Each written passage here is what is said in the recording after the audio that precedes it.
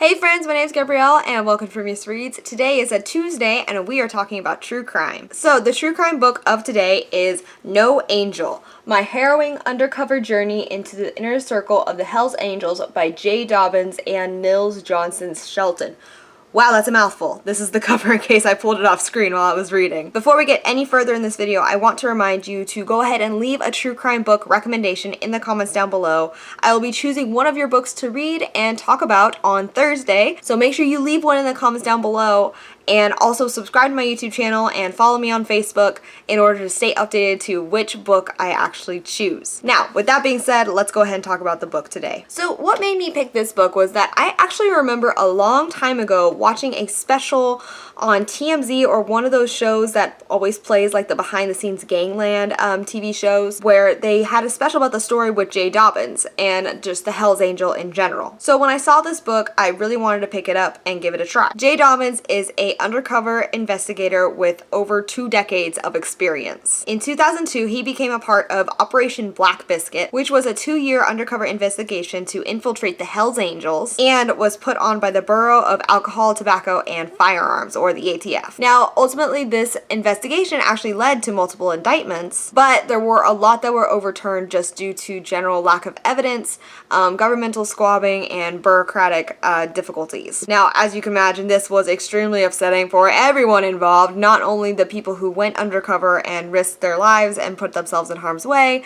but the people who helped run the operation and the Hells Angels themselves for realizing that they had been infiltrated by an undercover agent. Now, I'm going to be honest and give my opinion first before I talk about some things that may be troubling with this book. I really enjoyed this book. I think that Jay Dobyns is a fantastic narrator, and I think that Nils Shelton also did a really fantastic job linking this book together and kind of making it seem more like a cohesive sequence of events. And I will say that I have absolutely no knowledge other than what I've seen in Hollywood and on TV of what it takes to be an undercover agent, or the process behind those kind of operations, So I will say that it was nice to be able to read this book without necessarily needing that information to get through it. Dobyns does a really great job of kind of simplifying it and going into it without making it seem like he's narrating the whole time this lengthy process. It's very quick and cohesive, and anyone can read it regardless of the fact of how much you know about undercover operations or government work or anything like that. Many things I found interesting were about his undercover experience in general. In the beginning of the book, you can see how he is kind of like the family man who's a little bit more cocky and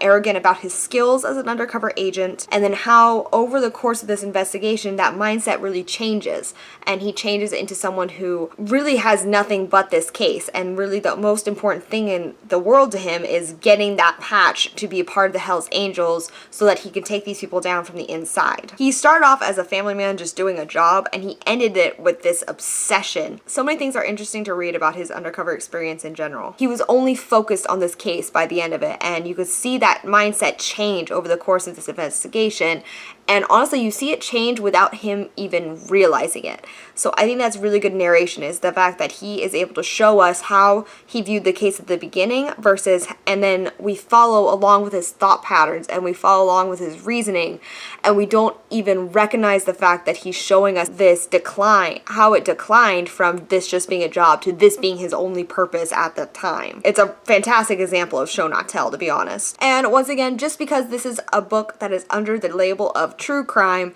I always like to question a little bit, like, how true is this? And what's nice is for this book, I feel like because it is from Dobyns' perspective as he was undercover, this book stays pretty close to the truth. He does include transcripts from different video feeds and audio files that they had about this case, and that gives it like this air of authenticity. But I think it is important to acknowledge the bias. He tries to find the absolute worst things about them, things that can get them prison time, and that is how this undercover investigation is deemed successful, which is his job. That is his job, is to find out a way to send these people who are trafficking drugs or arms dealers or just wanted for violent crimes, and find a way to put them in jail. All the while doing this while making himself look like he is a reliable and trustworthy source. So you can imagine the kind of like psychological pressure that these agents were under at the time. It was Dobyns, and a female agent and a male agent whose names I can't quite remember right now. But I will say that seeing them from Dobyns' perspective kind of limits them as people. Now, does that excuse any criminal activity on their part? Absolutely not. Of course not. But we only see them from his perspective of black and white. Like, these people are bad, I am good. You know, like everything's black and white, and we don't really address the gray until the very end of the book. So because of that, we really only see them as one-dimensional bad guys, which is fine because this book is mostly from Dobyns' perspective. Like, I understand that these are his thoughts and these are his opinions of what happened while he was undercover in this investigation, because I would have loved to see more about the personal history of some of the Hells Angels that he was getting involved in. You know, and I feel like a lot of other true crime books that are focusing on people that they're investigating or different cases, like we always get at least a glimpse into the background of the people that they are going undercover to investigate or that they are prosecuting. But with this book, we didn't really get any of that beyond the basic bare minimum, what we needed to know, because this is why he was investigating them, was because of this.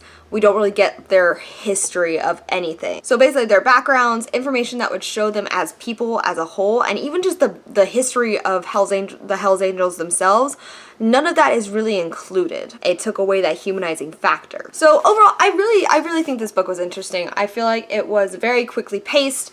It was an engaging read. I read it all in one sitting. I did not put this book down, but the fact that we are limited to only knowing the law enforcement perspective of things, that was a little bit disappointing for me. So overall, I think this book is a good book for people to start off with who maybe don't know a lot about the Hells Angels and are looking for a jumping off point, or maybe people who have read a lot about the Hells Angels and are looking for a more law enforcement type perspective. This book would be good for you. And I would love to know your opinion of it if you have read this book in the comments down below. Please let me know what you think. If you are interested in reading more about the Hells Angels, I would recommend Hells Angels, A Strange and Terrible Saga, which goes more into the organization itself and how it was founded. Overall, I would love to know what you guys think of this book in general. Have you read this book yet? Have you not? Do you think that this is an accurate portrayal of an undercover investigation, or do you feel like it's lacking the perspective that other true crime books seem to have? I would love to know your opinions in the comments down below. Alright, but that is all I have for you today. This Thursday we have another one of true crime books recommended by you, so make sure you leave your true crime book recommendation in the comments down below. I will be picking another one this week to talk about on Thursday, and I would love to hear from you guys. I love seeing all the recommendations that come in and just checking them out. So make sure you subscribe to my channel on YouTube and follow my Facebook page in order to stay updated on when these books will be chosen and whose recommendation I pick. I upload bookish videos twice a week, as well as reaction videos whenever something comes out that I want to react to. But for now, that's all I have for you today, so thank you so much for watching, and I will talk to you later. Okay, bye.